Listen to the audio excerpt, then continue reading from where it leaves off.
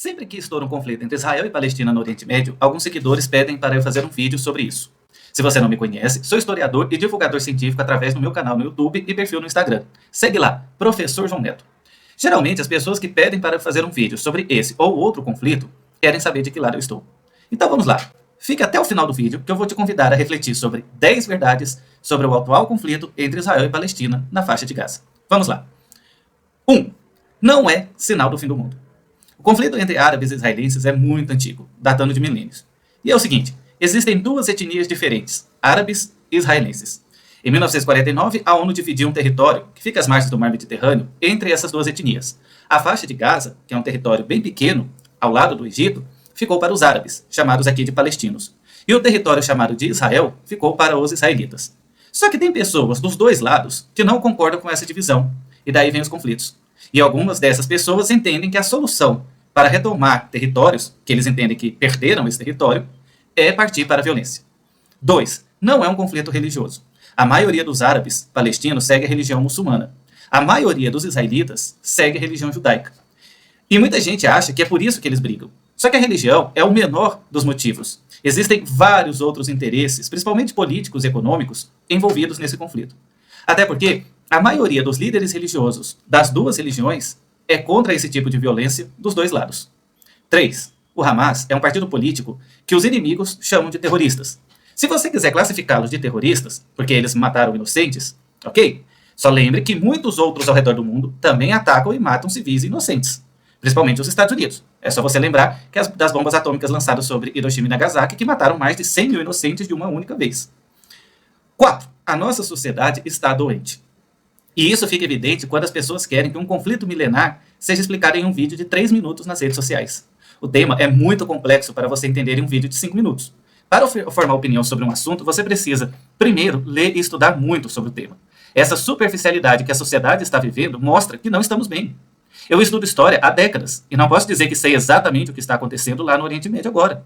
E tudo bem, você não precisa definir um lado e ter uma opinião sobre isso ou sempre que estourar um conflito no mundo. 5. Não existe lado certo. A vida real não é um filme da Marvel, entre vilões e heróis.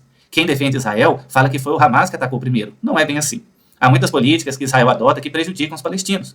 Lembre-se que ano passado teve eleições e a extrema-direita foi eleita em Israel, o que mudou a política e o tratamento de Israel com os palestinos. A resposta veio agora. O Hamas não atacou Israel do nada. Por outro lado, ainda que os palestinos que vivem na faixa de Gaza sejam vítimas da política de Israel, não justifica fazer um ataque. Basta lembrar que Mahatma Gandhi resistiu aos ingleses de forma pacífica. Os palestinos também não são apenas vítimas, pois o Hamas também tem apoio de potências estrangeiras. 6. Não envolva Deus nisso. Sempre que acontece um conflito entre Israel e Palestina, muitos evangélicos correm para defender Israel.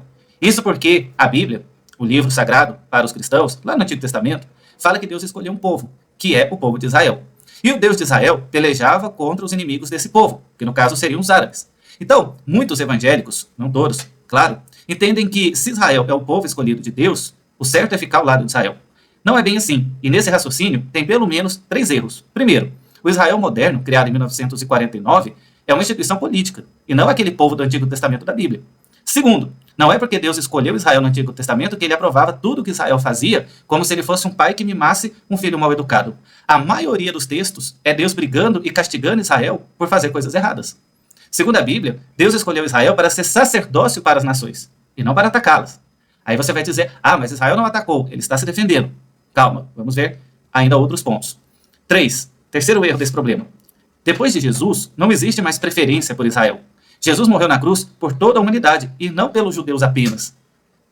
Pelo contrário, quando você lê João, o Evangelho de João, capítulo 1, fala que Jesus veio para o que eram os seus, mas os seus não os receberam. Ou seja, os judeus rejeitaram Jesus. E o texto diz, mas a todos quantos o recebeu, deu-lhes o poder de serem chamados filhos de Deus.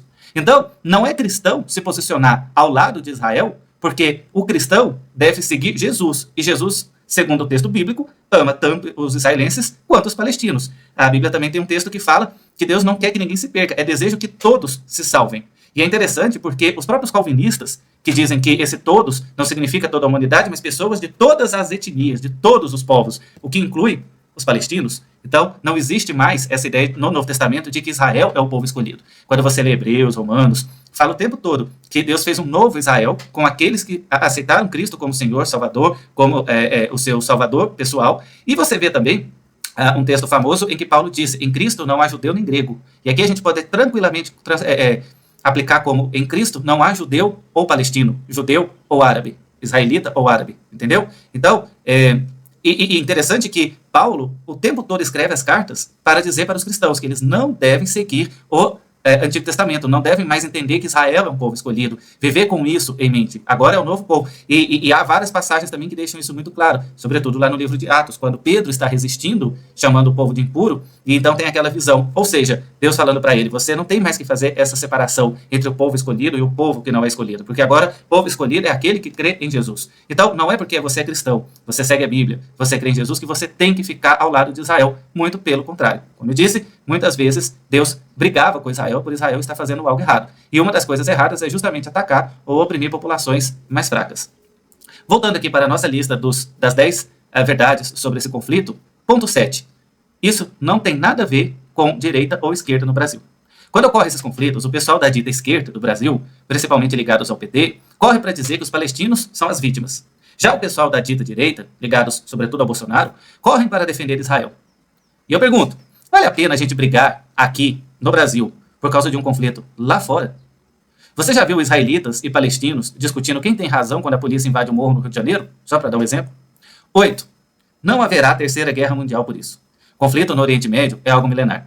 A Primeira e a Segunda Guerra Mundial não começaram por causa de conflito no Oriente Médio. É mais fácil ter uma terceira guerra mundial por causa da guerra na Ucrânia do que por causa do conflito entre Israel e Palestina. 9. A mídia não é neutra. E eu não falo só das grandes emissoras de canal de televisão, não. Eu falo de grandes canais do YouTube e perfis nas redes sociais com milhões de visualizações. Todo mundo que tem muito recurso financeiro, e com isso atinge um público muito grande, tem compromisso com a fonte desse financiamento. E por isso, muitas vezes, acaba não podendo ser neutro. E não tem problema você ter lado, desde que você seja honesto e admita que você tem um lado. O grande problema é quando a pessoa tem um lado, mas ela não admite. Ela quer dizer que ela está sendo neutra, quando na verdade ela está sendo tendenciosa.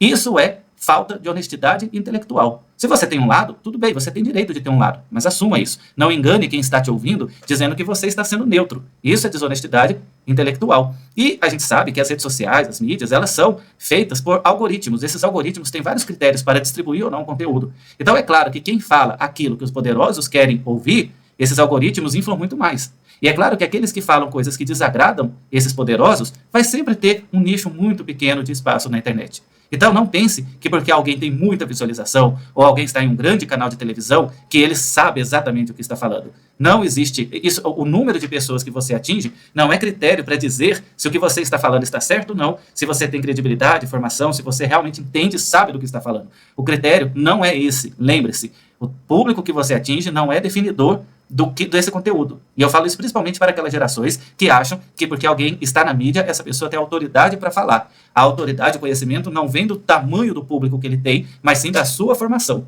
E muitas vezes quem tem muito público tem pouquíssima formação. Não generalizando, claro, mas dizendo de uma tendência.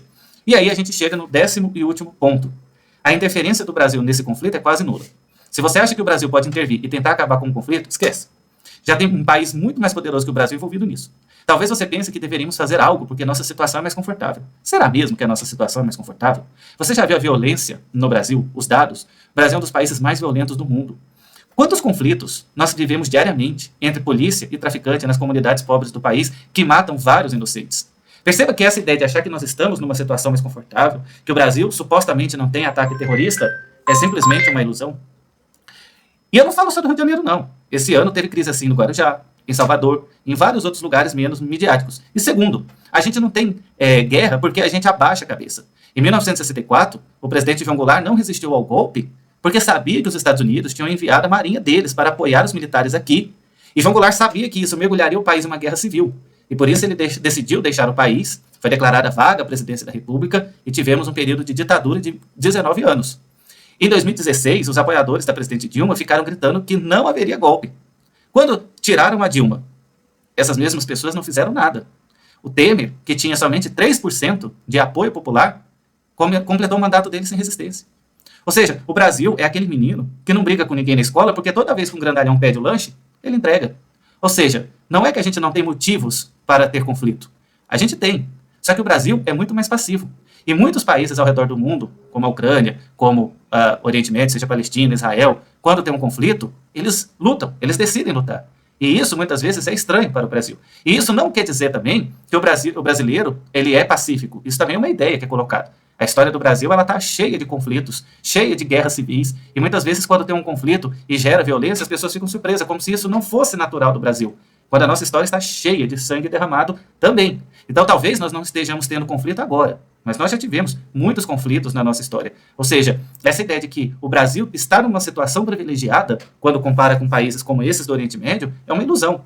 Então, eu acredito que antes de querer julgar o conflito dos outros, antes da gente se preocupar entre árabes e israelenses, quem está com a razão, ficar discutindo, a gente precisa preocupar primeiro em resolver os nossos. Não estou dizendo que você não deva saber, se informe, não seja uma pessoa alienada, seja uma pessoa que estuda, uma pessoa inteligente, saiba o que está acontecendo, mas não se apresse em julgar. Procure primeiro ouvir as duas versões. E aí lembre-se, você não precisa julgar, você não precisa tomar posição.